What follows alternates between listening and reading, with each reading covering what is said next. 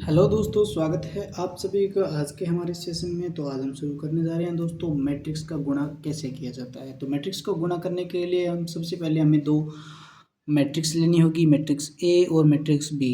ठीक है, तो यानी हमें मैट्रिक्स का अगर कोई मल्टीप्लाई करना है तो हमारे पास कोई दो मैट्रिक्स होनी चाहिए। तो उस मैट्रिक्स को हम मल्टीप्लाई करने के बाद में क्या लिखते हैं, ए बी लिखते हैं। तो ए बी लिखते हैं, इसमें एग्जाम्पल के थ्रू समझेंगे तो हमें समझना जो है वो आसान होगा। तो यानी जो मैट्रिक्स का गुणा है वो किस प्रकार किया जाता है, तो वो समझना जो है वो आसान हो जाएगा। एग्जाम्पल ले दीजिए, एग्जाम्पल लेते हैं, हमारे पास मैट्रिक्स कोई ए है, उसके जो अवयव है वो इस प्रकार हैं और बी जो है वो इस प्रकार है। तो हम दोनों को इन दोनों हम दो है जो इन दोनों का क्या करेंगे, यहाँ पर मल्टीप्लाई करेंगे तो हमारे पास बनने वाली जो मैट्रिक्स है वो कौन सी होगी, मैट्रिक्स ए बी होगी। तो ए बी में हमारे पास ए का हमने यानी पहले जो मैट्रिक्स है उसको पहले लिखेंगे, यानी ए लिख दिया, फिर इसका मल्टीप्लाई कर रहे हैं और बी के साथ कर रहे हैं। इसमें होता क्या है दोस्तों, मल्टीप्लाई के अंदर सबसे पहले हमें जो इसकी पहली मैट्रिक्स जो हमारे पास ए है तो इसकी पहली पंक्ति को उठाना है और इसके साथ गुणा करना है, और किस प्रकार इसके जो अवयव है उनको ऐड करना है वो हमें ध्यान में रखना है। यानी इस पहली पंक्ति को उठाना है और दूसरा जो हमारे पास मैट्रिक्स दिया हुआ है उसकी पहले स्तंभ को मल्टीप्लाई करना है इसके साथ। यानी 2 का मल्टीप्लाई करेंगे 3 के साथ, फिर प्लस का निशान लगाएंगे, फिर 1 को करेंगे 2 के साथ गुणा, यानी 2 गुणा 1। तो ये हमारा जो पहला अवयव है इस मैट्रिक्स का वो बन गया है। फिर बात करते हैं पहली पंक्ति से दूसरे स्तंभ का गुणा करने पर दूसरा अवयव मिलेगा हमें, यानी 2 को 2 से करेंगे तो यह यहाँ आ गया 2 गुणा 2 प्लस 1 गुणा 1, ये हमारा दूसरा अवयव आ गया। इसी प्रकार हम क्या करेंगे, दूसरी पंक्ति को लेंगे और पहले स्तंभ से मल्टीप्लाई करेंगे। यानी इन दोनों अवयवों को तो हम क्या कर रहे हैं, पहले दोनों को गुणा करके फिर बाद में जो दो अवयव है जिनका गुणा करने के पश्चात इनको आपस में ऐड कर रहे हैं, यानी जोड़ रहे हैं। ठीक है, तो 3 का गुणा करेंगे 3 से, 3 गुणा 3 प्लस 2 गुणा 2, यानी दूसरी पंक्ति को इस स्तंभ से गुणा करेंगे तो इसको उठाया इसके साथ गुणा, इसको उठाया इसके साथ गुणा और इनका ऐड कर दिया, यानी 3 गुणा 3 प्लस 2 गुणा 2। फिर बात करते हैं दूसरी पंक्ति का दूसरे स्तंभ से गुणा, तो हमारा जो लास्ट अवयव है वो बन जाएगा 3 गुणा 2 प्लस 2 गुणा 1। जो फाइनल रिजल्ट है दोस्तों, यानी ए बी मैट्रिक्स है वो बनने वाली मैट्रिक्स ए बी है वो किस प्रकार की होगी देखते हैं। तो 3 2 6, 6 प्लस 2 यानी 8, 4 प्लस 1 5, 9 और 4 यहाँ पर हो गए दोस्तों। जैसे 3 दूनी 3 3 9 हो गया और 4 हमारे पास 2 गुणा 2, इन दोनों को हमने ऐड करना है। याद रखना है इन दोनों को इनका गुणा करके इनका जो रिजल्ट आ रहा है उनका आपस में इनको क्या करना है, ऐड करना है। तो 3 3 9, 9 और 4 13 हो गए, 3 2 6, ये हमने गुणा कर लिया 6 हो गया यहाँ पर। फिर प्लस कर रहे हैं साथ में ही 3 अपने 2 गुणा 1 यानी 2 आ गया, तो 6 और 2 8। हमारी जो फाइनल मैट्रिक्स है ये भी वो क्या हमें मिल गई है, 8 5 13 और 8। ये हमें ए बी मैट्रिक्स का जो है वो फाइनल रिजल्ट है वो मिल गया है। ठीक है, तो अब हम एक ये तो 2 गुणा 2 क्रम की जो हमारे पास मैट्रिक्स है उसका हमने मल्टीप्लाई सीखा है। तो फॉर एग्जांपल अगर हमारे पास कोई बड़ी मैट्रिक्स आ जाती है तो हम उसका भी गुणा कर सकते हैं, परंतु हमें दोस्तों ये याद रखना है कि इसके जो मैट्रिक्स के अंदर जो गुणा के जो गुणधर्म हैं, जैसे इसमें कौन कौन से, जैसे क्रम विनिमयता होती है कि नहीं होती है, साहचर्य होती है कि नहीं होती है, वो हमें थोड़ा ध्यान में रखना होगा। तो देख लेते हैं वो कौन कौन सी इसके अंदर प्रॉपर्टीज़ है वो लगती है। जैसे हम पहले करते हैं, हमने ए बी किया तो बी और ए करके देखते हैं, यानी इनका क्रम चेंज करके हम अगर गुणा करके देखते हैं तो क्या ये रिजल्ट हमें सेम प्राप्त होता है कि नहीं होता। ठीक है, वैसे गुणा के अंदर जो है वो इसका क्रम है वो चेंज हो जाता है, क्रम विनिमय नहीं होता है। ठीक है, फिर डिपेंड करती है बात कि हमने कौन सी किस प्रकार की मैट्रिक्स ली है। कभी कभी ये जो है वो गुणा है वो बराबर हो भी जाता है, परंतु मैक्सिमम चांस होता है कि ये क्रम विनिमय नहीं होता है। ठीक है, इनका जो गुणा है वो क्रम विनिमय नहीं होता है। फॉर एग्जाम्पल बात करते हैं पहले, और बी और ए को करते हैं गुणा, यानी 3 2 2 1 का गुणा करते हैं, 2 1 3 2 गुणा किया, पहली पंक्ति को उठाया, पहले स्तंभ से गुणा करेंगे, 3 दुआ, मैं अब डायरेक्ट लिख रहा हूँ, 3 दुआ 6 प्लस 3 दुआ 6। ठीक है, यानी इसका गुणा इसके साथ किया 6 आ गया, इसका गुणा इसके साथ किया और 6 आ गया, जोड़ दिया मैंने। ठीक है, फिर 3 एकम 3 प्लस 2 दुआ 4। अब दूसरी पंक्ति को उठाया, पहले स्तंभ से करेंगे, फिर ये वाला अवयव बन जाएगा, और दूसरी पंक्ति को उठा के दूसरे स्तंभ से मल्टीप्लाई करेंगे तो हमारा लास्ट जो अवयव है वो बन जाएगा। यानी 2 गुणा 2 4 प्लस ये हो गया 3, 1 का गुणा किया 3 से तो 3 आ गया, 2 का 1 से गुणा करेंगे तो 2 प्लस 1 का 2 से करेंगे तो 2। ठीक है, और फाइनल बी ए जो है रिजल्ट फाइनल क्या आएगा यहाँ पर 12 7 7 और 4। ये देखो दोस्तों, हमने पहले ए बी का गुणा किया, ए और बी का आपस में जो है मल्टीप्लाई किया मैट्रिक्स का, तो हमें ये वाली मैट्रिक्स मिली। अब हमने बी और ए का मल्टीप्लाई किया तो हमें ये वाली मैट्रिक्स मिली। ये दोनों सेम नहीं है, अर्थात इसका मतलब क्या हुआ, अगर ये सेम नहीं है तो क्रम विनिमय है कि नहीं है, क्रम विनिमयता इसके अंदर नहीं है। ठीक है, तो इसकी पहली प्रॉपर्टी क्या होगी दोस्तों, मैट्रिक्स का गुणा क्रम विनिमयता का पालन नहीं करता है। ठीक है, फिर बात करते हैं अपने साहचर्यता की। साहचर्यता की बात करते हैं तो साहचर्यता में तो क्या होता है दोस्तों, हमारे पास कितने होते हैं अवयव, 3 अवयव, 3 मैट्रिक्स होती हैं। कितनी मैट्रिक्स होती हैं दोस्तों, 3 मैट्रिक्स होती हैं। जैसे हमने कोई 3 मैट्रिक्स ली है, ए बी और सी। ठीक है, तो ए बी सी है, तो अगर हम इन दोनों का ए और बी का मल्टीप्लाई करते हैं, जैसे हमारे पास ये जो मैट्रिक्स है, हमने पहले वाली मैट्रिक्स ली थी, उसको हमने साथ में लेकर जो है वो देखना है। ठीक है, तो अब हम कोई एक मैट्रिक्स और ले लेते हैं। फॉर एग्जांपल ए हमारे पास थी 2 1 3, हमारे पास ये वाली ए थी और ये हमारे पास बी है, तो एक हम सी कोई और ले लेते हैं। जैसे फॉर एग्जांपल हमने मान लिया सी बराबर है 2 1 1 2, हमने ये वाली मैट्रिक्स जो सी ले ली एग्जांपल के लिए, समझने के लिए। ठीक है, तो साहचर्यता क्या होती है भाई, आपस में इन जो 3 मैट्रिक्स है इनको फेरबदल करते हैं, तो इसमें क्या होना चाहिए, जो फाइनल जो हमारी मैट्रिक्स का वैल्यू निकल रहा है तो वो क्या होनी चाहिए, इक्वल होनी चाहिए। ठीक है, किस प्रकार इक्वल होनी चाहिए देखते हैं। जैसे साहचर्यता के लिए हमने क्या पढ़ा है, साहचर्यता क्या होती है, साहचर्यता यदि हम क्या करें, ए बी को सी से गुणा करें तो ए को यहाँ पर बाहर रख दिया और बी सी को अंदर गुणा कर दिया, तो जो वैल्यू है वो हमारी क्या होनी चाहिए, इक्वल होनी चाहिए। ठीक है, साहचर्यता के अंदर अगर इक्वल आती है तो क्या होगा, साहचर्य होगा, अदरवाइज साहचर्य नहीं होगा। तो हमारे पास सबसे पहले देखेंगे ए बी हमने थोड़ी देर पहले ही ज्ञात की थी, ये हमारे पास ए बी मैट्रिक्स है, तो इसको हम सी से मल्टीप्लाई कर देंगे तो कौन सी मैट्रिक्स मिलेगी, ए बी और ये सी वाला ये जो है वो हमें प्राप्त हो जाएगा। ठीक है, तो इसको जो है प्रूफ करके देखते हैं दोस्तों। हमारे पास ए बी हमने देखी थी, ए बी का गुणा हमें किससे करना है, सी से करना है।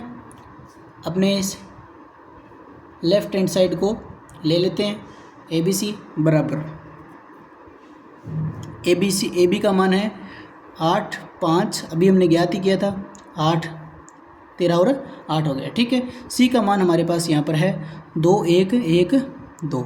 ठीक है, मल्टीप्लाई करेंगे, वही बात है कि पहली पंक्ति को पहले स्तंभ से गुणा करेंगे तो पहला अवयव, और पहली पंक्ति को दूसरे स्तंभ से गुणा करेंगे तो दूसरा अवयव।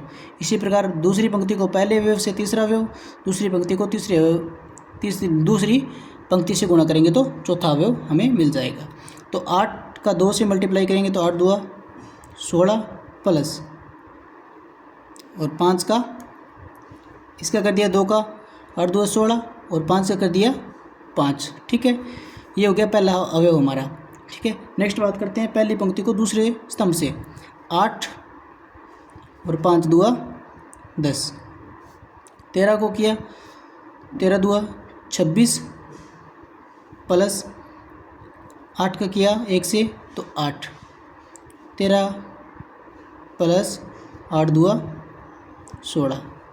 ये हमें जो है वो मैट्रिक्स है, वो हमें ABC वाली मैट्रिक्स से जो मिल गई है। ठीक है, अब इसको देखते हैं जोड़ के। देखो 16 और 5 हो गए 21, और 10 और 8 18। ठीक है, 26 और 8 हो गए 34, और 13 और 16 हो गए 29।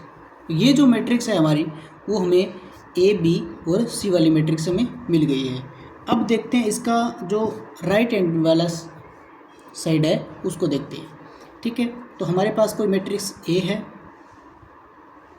ठीक है, ये वाली हमने शुरू में जो ली थी A मैट्रिक्स है, उसका मल्टीप्लाई करेंगे हम BC से।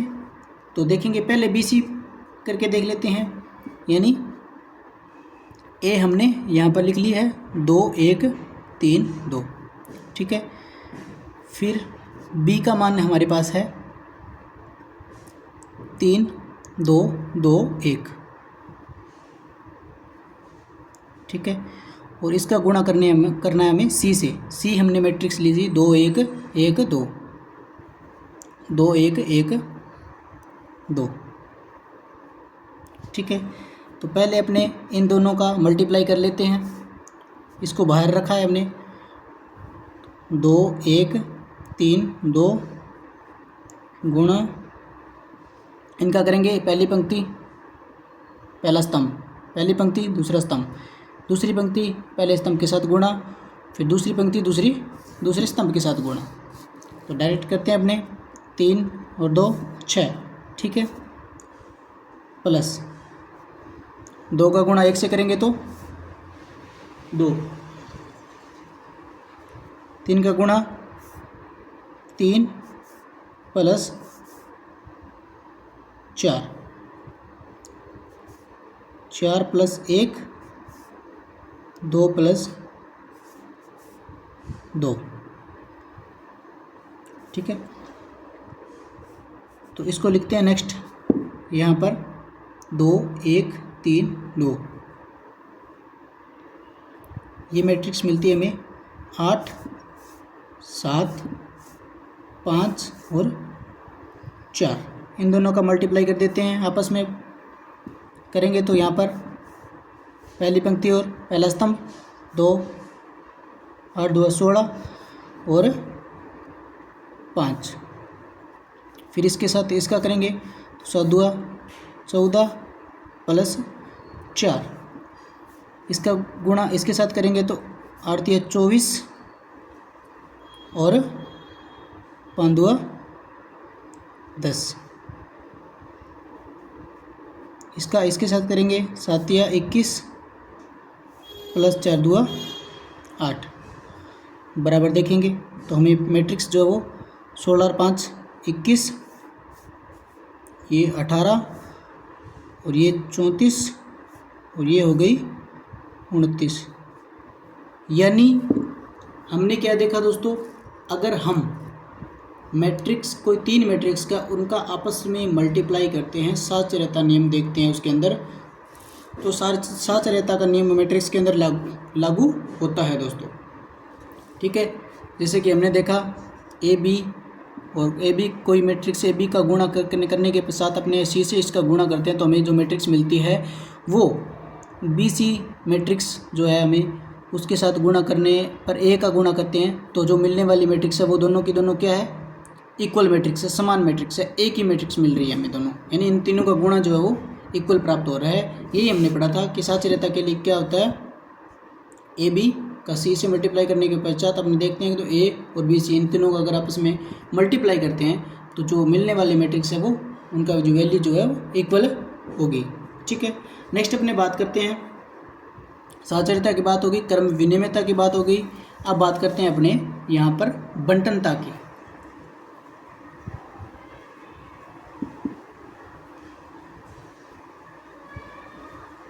बंटनता का क्या मतलब होता है दोस्तों, भी कोई जो मतलब अपने देखते हैं कि भी कोई अगर मैट्रिक्स है तो उसमें बंटनता नियम का पालन हो रहा है कि नहीं हो रहा है, वो अपने देखेंगे।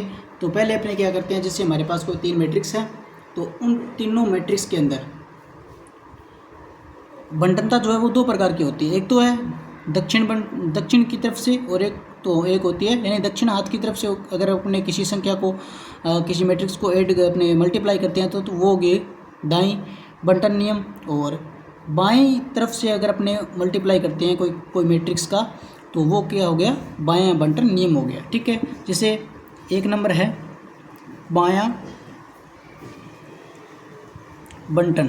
बायां बंटन क्या होगा दोस्तों, जैसे हमारे पास कोई भी 2 मैट्रिक्स है उनको हमने जोड़ा हुआ है, ऐड किया हुआ है। ठीक है, ऐड किया हुआ है, अगर हम इसको किसी एक मैट्रिक्स ए के साथ मल्टीप्लाई करते हैं, ठीक है, तो ये किसके बराबर होगी, इसको इसके साथ मल्टीप्लाई कर दिया और इसको इसके साथ मल्टीप्लाई कर दिया, यानी अगर हम किन्हीं 2 मैट्रिक्स को जोड़कर किसी एक मैट्रिक्स के साथ अपने क्या करते हैं उसका गुणा करते हैं, तो बनने वाली जो मैट्रिक्स है उसकी वैल्यू जो है वो किसके बराबर होगी, अगर हम इनको अलग अलग गुणा करके ऐड कर देते हैं तो बनने वाली जो मैट्रिक्स की वैल्यू है वो दोनों क्या होगी, समान होगी। ठीक है, इसी प्रकार अगर हम ये देखो यहाँ पर इसके साथ किससे गुणा कर रहे हैं, अपने बाईं तरफ से गुणा कर रहे हैं ए का। ठीक है, तो इसे बोलते हैं बायां बंटन। ठीक है, इसी प्रकार हमारे पास है दायां बंटन। ये हमें देखने होंगे, क्वेश्चन के अंदर दिया होगा कि भाई कौन सी प्रॉपर्टीज इसके अंदर लग रही है, कौन सी नहीं लग रही है, तो हमें अपने को ये ध्यान में रखना है। तो अगर हम क्या कर देते हैं, जैसे a प्लस बी कर देते हैं और इसको दाईं तरफ से गुणा करते हैं किससे, c से। ठीक है, तो इसका मल्टीप्लाई इसके साथ a और c, और इसका इसके साथ प्लस में हो जाएगा b और c। तो ये दोनों जो है वैल्यू गुणा होने के पश्चात, और इसकी जो वैल्यू है पहले ऐड और गुणा होने के पश्चात, तो ये दोनों क्या आएगी दोस्तों, इक्वल आएगी। ठीक है, तो ये बंटनता नियम कहलाता है। ठीक है, तो अपने को इसका जो क्रम है ना वो भी चेंज नहीं करना है, कहीं ऐसे हो कि अपने ए और सी को सी ए लिख दिया और यहाँ पर बी सी रखा, तो वो जो है वो उसका मान जो है वो गलत हो जाएगा। ठीक है, तो अपने को ये खासकर ध्यान रखना है, जिस प्रकार से है अगर दायां का बोल रहा है तो दाईं तरफ से ऐड करेंगे, अपने मल्टीप्लाई करेंगे, और बाईं का है तो बायां बंटन है तो बाईं तरफ से जो है वो गुणा करने वाले हैं अपने यहाँ पर। ठीक है, तो बंटनता नियम पहले सबसे पहले हमने पढ़ा क्रम विनिमयता। क्रम विनिमयता मैट्रिक्स की क्रम विनिमयता नहीं होती है, क्रम विनिमयता का नियम जो है वो लागू नहीं होता है, यानी मैट्रिक्स जो है वो क्रम विनिमयता नियम का पालन नहीं करता है। फिर बात करी थी हमने साचर्यता की। साचर्यता के लिए दोस्तों हमने जो 3 आव्यूह लिए थे, 3 मैट्रिक्स लिए थे, तीनों को हमने मल्टीप्लाई करके देखा, तीनों का जो है वो जो वैल्यू है जो अपने को मल्टीप्लाई के पश्चात जो इक्वल प्राप्त हुई थी। ठीक है, तो इसका मतलब क्या हुआ, साचर्यता का नियम मैट्रिक्स जो है वो साचर्यता का गुण नियम का पालन करती है। फिर हमने पढ़ा बंटनता का, तो बंटनता में बाएं बंटनता और दाएं बंटनता जो इस प्रकार हमने देखी, तो इसका भी पालन कर रही है। आगे जो हमने क्वेश्चन के अंदर इसका जो एग्जाम्पल के थ्रू देख लेंगे। नेक्स्ट अपने बात करते हैं बंटनता के पश्चात गुणात्मक तत्समक, इसका जो अपने तत्समक अवयव है, ठीक है, उसका अस्तित्व है कि नहीं है। ठीक है, अब अपने देखते हैं किसका, तत्समक अवयव का।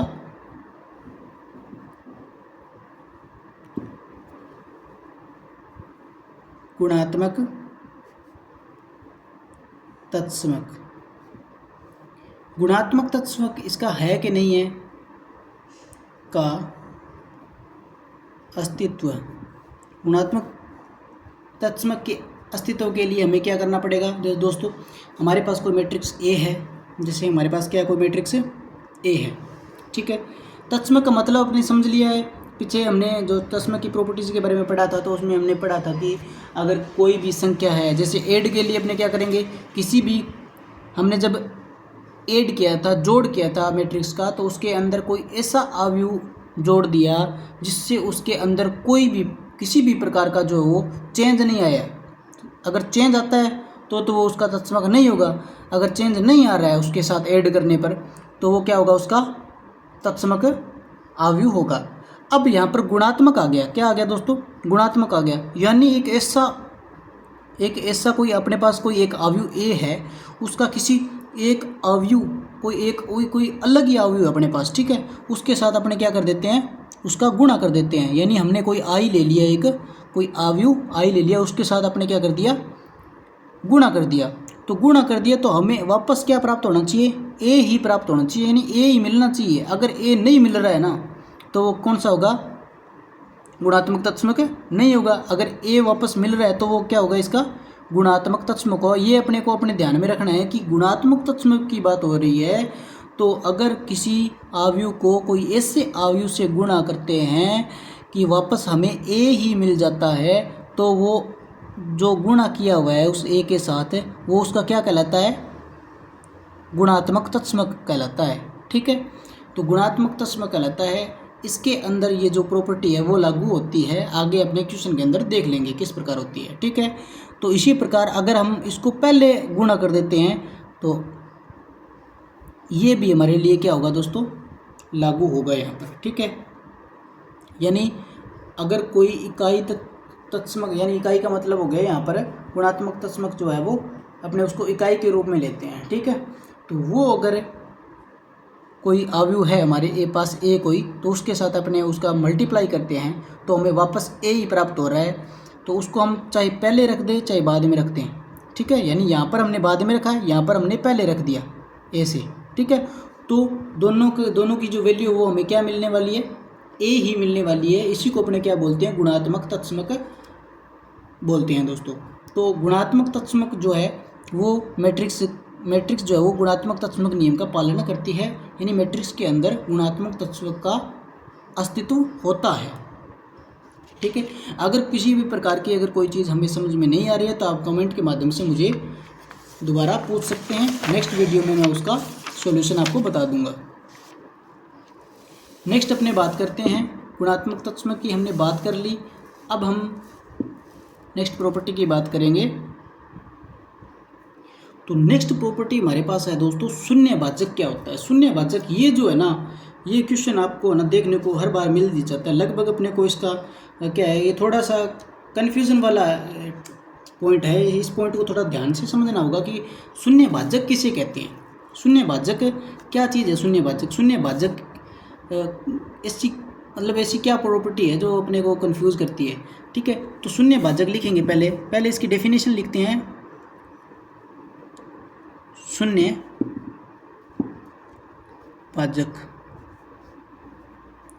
शून्यभाजक क्या होता है, जिससे हमारे पास कोई क्या है, अपने पास कोई दो मैट्रिक्स है, ठीक है, जिनकी वैल्यू क्या नहीं है, शून्य नहीं है। यानी उनका जो वैल्यू है, यानी अपने उसको उनको अपने हल करते हैं, हल करने के पश्चात अपने उनकी वैल्यू जो मिलती है वो शून्य नहीं होनी चाहिए, ठीक है।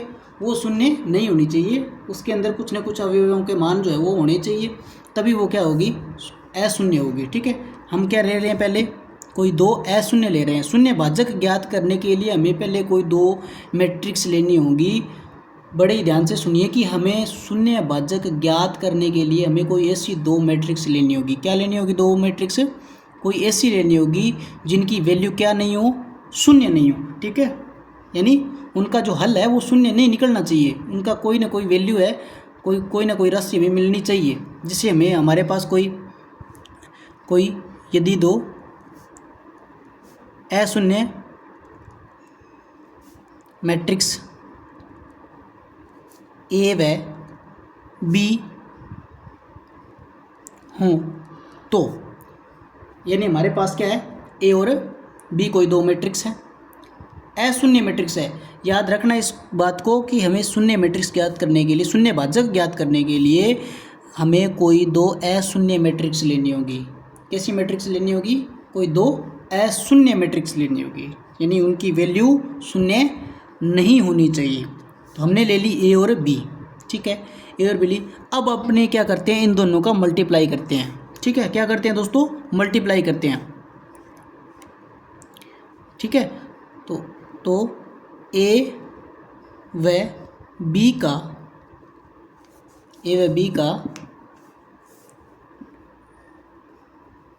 गुणा करने पर हमें क्या मिलेगा दोस्तों? ए व बी का गुणा करने पर ए बी प्राप्त होगा। ए बी अगर हमें क्या मिल जाए? शून्य मिल जाए। ए बी अगर हमें क्या मिल जाए? शून्य मिल जाए तो ए तथा बी शून्य भाजक कहलाते हैं। ये हो गई दोस्तों हमारी शून्य भाजक वाली जो प्रॉपर्टी है उसकी डेफिनेशन, ठीक है। यानी यदि हमारे पास हमने कोई दो मैट्रिक्स ले ली, ए और बी, हमने उन दोनों का मल्टीप्लाई कर दिया। मल्टीप्लाई करने के पश्चात अगर उनकी वैल्यू जो वो क्या मिल गई? शून्य मिल गई। शून्य मिल गई, इसका मतलब वो क्या है? ये ए बी का शून्य भाजक है और बी ए का शून्य भाजक है दोस्तों, ठीक है। तो ये जो है हमारी शून्य भाजक वाली प्रॉपर्टी इस प्रकार है। इसको मैं आपको एग्जाम्पल के थ्रू समझा देता हूँ। जैसे हमने कोई मैट्रिक्स है, इसमें ये नहीं है कि सभी के सभी मैट्रिक्स जो एक दूसरे के शून्य के भाजक होते हैं, नहीं, सभी के सभी मैट्रिक्स है वो डिपेंड करता है उनकी वैल्यू पर, उनके जो अंदर के अवयव जो है, अवयव के अंदर जो मैट्रिक्स के अंदर जो अवयव दिए हुए हैं उन पर डिपेंड करता है दोस्तों, ठीक है। तो उन पर किस प्रकार डिपेंड करता है? जैसे हमने कोई एग्जाम्पल ले लिया, एग्जाम्पल हमारे पास है क्या? जैसे एग्जाम्पल हमें, अगर हम शून्य भाजक निकालना है ना हमें, तो उसके अकॉर्डिंग लेना होगा एग्जाम्पल। कैसे लेके देखते हैं? जैसे अवयव का हल तो आपको आता ही है। जैसे अपने देख लेते हैं, यहाँ पर कोई ऐसी संख्या लिख लेते हैं जैसे, और दो, और जैसे हमने 1 और 3 लिख दिया, ठीक है, 1 और 3 लिख दिया, यानी 3 और 1 का गुणा किया हमने, हमारे पास आया 3, और फिर यहाँ पर हम 1 और 3 और रख देते हैं, ठीक है। तो ये हो गया हमारी एक मैट्रिक्स, ठीक है। और अब हम ले रहे हैं इसकी दूसरी मैट्रिक्स के अंदर क्या कर रहे हैं हम? -1 1 1 -1, ठीक है। अब इनका दोनों का क्या कर रहे हैं? अपने गुणा करने। हमने क्या दिया हुआ? हमने अपने डेफिनेशन के अकॉर्डिंग देखो, अशून्य मैट्रिक्स ले ली हमने, ठीक है। इनका जो वैल्यू है वो क्या है? शून्य नहीं है, ठीक है, यानी इनके अवयव कुछ ना कुछ है। तो जैसे कि अपने यहाँ पर 1 1 3 3 और है, यहाँ पर -1 1 1 और -1, ठीक है। तो अब इनका क्या कर रहे हैं? कोई मल्टीप्लाई कर रहे हैं ए और बी का, ठीक है। तो ए बी बराबर क्या होगा? ए को बी से गुणा कर दो, -1 का -1 से गुणा करेंगे तो -1 प्लस 3 का गुणा कर दिया 3 से, तो यहाँ पर क्या आ गया? 3, सॉरी, इसका गुणा किया -1 का, तो -1 आ गया, 1 का करेंगे तो यहाँ पर आ गया +1, ठीक है। इसका गुणा करेंगे इसके साथ, तो ये 1 का 1 आ गया प्लस माइनस, और इसका -1 से करेंगे -1 आ गया, ठीक है। 3 को गुणा करेंगे इसके साथ, 3 को -3 से करेंगे तो -3 प्लस 3 का 3 के साथ करेंगे तो 3, इसका करेंगे तो 3, और इसका 3 का -3 से करेंगे तो -3। गुणा मैंने सिखा दिया है। अगर आपको गुणे वाली जो इसका जो समझ में नहीं आई है गुणा किस प्रकार की, तो आप वीडियो को पीछे करके देख सकते हैं, ठीक है। तो नेक्स्ट अपने बात करते हैं, इसका हो गया 0, इसका भी हो गया 0, इसका भी हो गया 0, और ये हो गई 0, यानी हमें क्या है? जो शून्य मैट्रिक्स हमें प्राप्त हो गई है। इसका मतलब क्या है? ए जो है वो शून्य का, ए जो है बी का शून्य भाजक है, और बी जो है ए का शून्य भाजक, मतलब ये दोनों आपस में क्या है? शून्य के भाजक हैं। अपने को ये ध्यान में रखनी ये बात जो है वो ध्यान में रखनी है कि ऐसे नहीं है कि ए तो है वो बी का शून्य भाजक है, ये इसका भाजक नहीं है, ऐसे नहीं होगा। अगर ए और बी का दोनों का मल्टीप्लाई करने के बजाय हमें शून्य मैट्रिक्स मिल रही है तो क्या होगा? अवयव ए बी का शून्य भाजक होगा और बी जो है वो ए का शून्य भाजक होगा। ठीक है, इसको हम क्या लिख सकते हैं दोस्तों, ओ लिख सकते हैं, यानी ये जो शून्य मैट्रिक्स है उसको अपने ओ से डिनोट कर रहे थे ना। ठीक है, तो इसके पश्चात दोस्तों हमने छोटे मोटे एक दो प्रॉपर्टीज और हैं जो पावर से संबंधित है, वो हम कर लेंगे। तो इसमें जो मैट्रिक्स से संबंधित जो भी सवाल होंगे लगभग अपने जो है वो अपने को आने लग जाएंगे, अपने उसको जो है हल कर सकते हैं जो पहली जो यूनिट है उसके अंदर। तो वो कौन सी प्रॉपर्टी है वो देख लेते हैं अपने यहाँ पर। तो वर्ग मैट्रिक्स के लिए वर्ग मैट्रिक्स की धन पूर्ण घातांक, यानी इसके कुछ नियम हैं, वो कौन से नियम हैं वो अपने को देखने हैं यहाँ पर। तो पहला तो नियम हमारे पास क्या है कि अगर हम किसी एक कोई मैट्रिक्स ए है, ठीक है, यदि ए एक क्या है हमारे पास वर्ग मैट्रिक्स है, वर्ग मैट्रिक्स है, तो उसका गुणा वापस ए से ही कर देंगे। ठीक है, गुणा ए से करते हैं तो ए बराबर क्या होगा, ए स्क्वायर। तो इसे ए बराबर ए स्क्वायर से व्यक्त करते हैं। ठीक है, इसी प्रकार अगर अपने क्या करेंगे, इसको एक बार ए से और गुणा कर देंगे तो इसे किस से व्यक्त करेंगे, ए की क्यूब से, यानी या ए स्क्वायर गुणा ए करेंगे तो क्या होगा, ए की क्यूब हो जाएगी। इसी प्रकार ये जो है वो वैल्यू दोस्तों वो चलती जाएगी। ठीक है, फिर इसको आगे ए से और गुणा करेंगे तो ए की पावर 4, हमें ये आगे निकालने होंगे। ये जो है सॉल्यूशन इस प्रकार के क्वेश्चन अपने को मिलेंगे। तो ए की पावर 3, ए की पावर 4, हमने पीछे अदिश गुणा भी किया था जिसमें हमने 7 से गुणा कर लिया, 8 से गुणा कर लिया, नॉर्मल जो कोई एक अदिश राशि अपने उसको मैट्रिक्स के अंदर गुणा किया, जिससे अपने इसके अंदर ले लेते हैं। जैसे हमने 7 से गुणा करेंगे तो ये 7 7 21 हो जाएगी ना, तो इसको अपने 7 बोलेंगे। ठीक है, तो आगे हमें इक्वेशन मिलेंगी तो उसको अपने को क्या करना होगा, सोल्व करना होगा। ठीक है, इसके अंदर आगे छोटी छोटी दो प्रॉपर्टीज और हैं, जैसे हमने घातांक नियम पढ़े हैं। घातांक नियम जब वो अपने को आते हैं, घातांक नियम क्या कहते हैं, यदि कोई दो संख्या जो है उनका मल्टीप्लाई किया जा रहा है, ठीक है, और उनकी घातें अलग अलग है, एक जैसी संख्या है कोई, जैसे हमने 5 की पावर 2 का और 5 की पावर 3 का आपस में मल्टीप्लाई कर रहे हैं, तो 5 उनका यानी कि आधार जो है वो सेम है। ठीक है, जैसे अपने एक बार मैं आपको समझा देता हूँ। जैसे एग्जांपल के लिए मैं क्या कर रहा हूँ, ए की नॉर्मल हमारे पास कोई संख्या ए है, ठीक है, तो इस ए को ए की पावर 2 है, ठीक है, इसका गुणा कर रहा हूँ मैं ए की पावर 3 से, तो इसका क्या हो रहा है, आधार सेम है तो आधार को सेम रखा, जो पावर है वो क्या हो जाएगी, यहाँ पर जुड़ जाएगी, यानी 2 और 3 5 हो जाएंगे। ऐसे नहीं कि अपने इसको क्या कर दिया, गुणा कर दिया, 3 2 6 नहीं करना है, यहाँ पर 5 ही करना है। ठीक है, इसी प्रकार मैट्रिक्स के अंदर होता है दोस्तों, क्या होता है मैट्रिक्स के अंदर, मैट्रिक्स के अंदर ऐसे होता है कि अगर ए की पावर हमारे पास कोई m है, यानी कोई मैट्रिक्स है हमारे पास ए, उसकी पावर m है और उसका गुणा हम कर रहे हैं ए की पावर n से।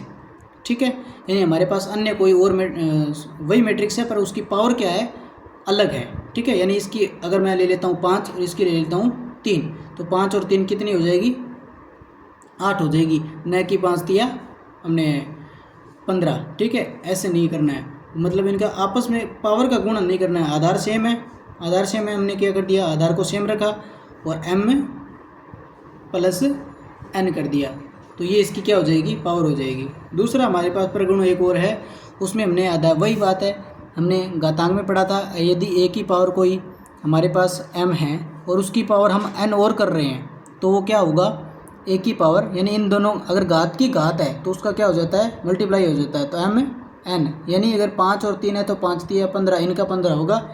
ठीक है, तो हमारे पास क्या है, a की पावर अगर m है उसको हम उसकी भी पावर n कर रहे हैं तो वो हमें क्या मिलेगी, a की पावर m n मिल जाएगी। ठीक है, या अपने इसको चेंज करके भी लिख सकते हैं, बराबर क्या हो सकता है, a की पावर n लिख सकते हैं यहाँ पर और यहाँ पर लिख सकते हैं m। ठीक है, तो ये तो इक्वल ही बात होगी, तीनों आपस में क्या ये इक्वल है। ठीक है, ये हो गए दोस्तों हमारे पास वर्ग मैट्रिक्स से संबंधित जो भी हमारे गुणधर्म थे वो हमने पढ़ लिए। तो अब हम करेंगे इसके आगे के जो क्वेश्चन है वो नेक्स्ट क्लास के अंदर। अगर आपको वीडियो अच्छी लगती है या वीडियो के अंदर किसी प्रकार क्या करो आपको कोई क्वेश्चन जो समझ में नहीं आया तो आप मुझे कमेंट के माध्यम से बता सकते हैं।